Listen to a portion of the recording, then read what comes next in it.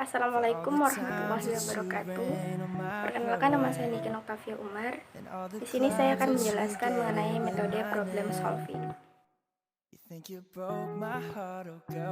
Nah, metode problem solving ini adalah metode yang digunakan dalam sebuah pembelajaran, di mana metode ini adalah metode berpikir dan memecahkan masalah. Dalam hal ini, siswa dihadapkan dengan sebuah masalah, kemudian diminta untuk memecahkannya. Berpikir memecahkan masalah dan menghasilkan sesuatu yang baru adalah kegiatan yang kompleks dan berhubungan erat dengan satu dan yang lainnya. Suatu masalah umumnya tidak dapat dipecahkan tanpa berpikir. Maka banyak masalah yang memerlukan pemecahan yang baru bagi orang-orang atau suatu kelompok. Menurut Polya, ada 4 langkah yang harus kita tempuh dalam pemecahan sebuah masalah. Yang pertama, kita harus memahami masalahnya terlebih dahulu. Masing-masing siswa harus mengerjakan latihan yang berbeda-beda dengan teman sebayanya. Kemudian yang kedua adalah menyusun rencana penyelesaian. Pada tahap ini, siswa diharapkan dapat mengidentifikasi sebuah masalah, kemudian mencari cara yang tepat untuk menyelesaikan masalah tersebut. Kemudian pada tahap yang ketiga adalah melaksanakan rencana penyelesaian itu. Dalam langkah ketiga ini, siswa dapat menyelesaikan sebuah masalah dengan melihat contoh pada buku, kemudian juga bisa bertanya kepada guru. Dan yang terakhir adalah memeriksa kembali penyelesaian yang telah diselesaikan. Nah, di sini siswa dapat mengulang kembali untuk memeriksa jawaban yang telah dikerjakannya. Kemudian siswa bersama guru dapat menyimpulkan dan dapat mempresentasikan di depan kelas.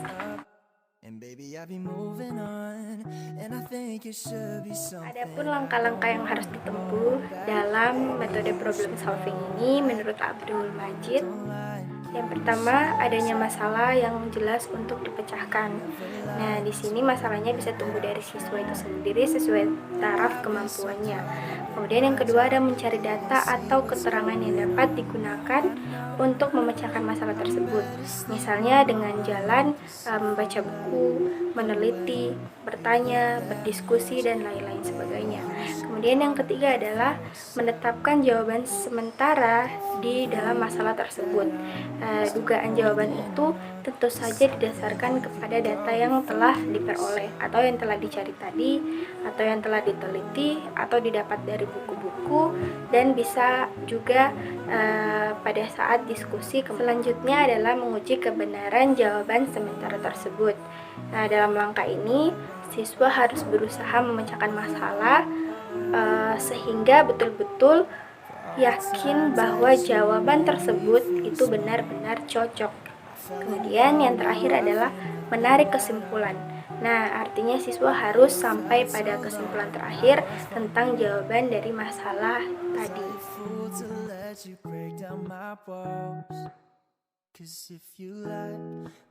Tentunya dalam sebuah metode pembelajaran itu memiliki kekurangan dan kelebihannya. Nah, dalam metode problem solving tersebut juga memiliki kekurangan dan kelebihannya. Berikut kita akan membahas mengenai kekurangan dan kelebihan dari metode problem solving tersebut.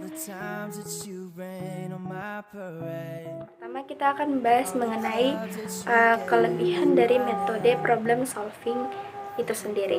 Yang pertama, dapat membuat siswa menjadi lebih menghayati kehidupan sehari-hari. Dalam hal ini, karena siswa diminta untuk memecahkan sebuah masalah yang timbul dari dirinya sendiri. Kemudian yang kedua, dapat melatih dan membiasakan para siswa untuk menghadapi dan memecahkan masalah secara terampil. Kemudian yang ketiga, dapat mengembangkan kemampuan berpikir secara kreatif. Dan yang keempat adalah siswa sudah mulai dilatih untuk memecahkan sebuah masalah. Kemudian, kekurangan metode problem solving. Yang pertama adalah memerlukan cukup banyak waktu dalam pembelajaran ini, tentunya membutuhkan cukup banyak waktu dalam segi persiapan. Kemudian yang kedua adalah melibatkan lebih banyak orang, karena seorang siswa tentunya harus bertanya sehingga dapat memecahkan sebuah masalah tersebut. Kemudian yang ketiga adalah dapat mengubah kebiasaan siswa belajar dengan mendengarkan dan menerima informasi dari guru. Kemudian yang terakhir adalah dapat diterapkan dilakukan secara langsung, yaitu untuk memecahkan sebuah masalah. Nah, berdasarkan pernyataan beberapa teori tersebut, maka dapat disimpulkan bahwa problem solving ini adalah suatu proses belajar mengajar, yaitu dengan menghadapkan siswa pada sebuah masalah, kemudian diminta untuk memecahkannya sendiri dengan kemampuan yang ada pada siswa tersebut. Dan itulah penjelasan dari metode problem solving. Semoga bermanfaat. Terima kasih. Wassalamualaikum warahmatullahi wabarakatuh.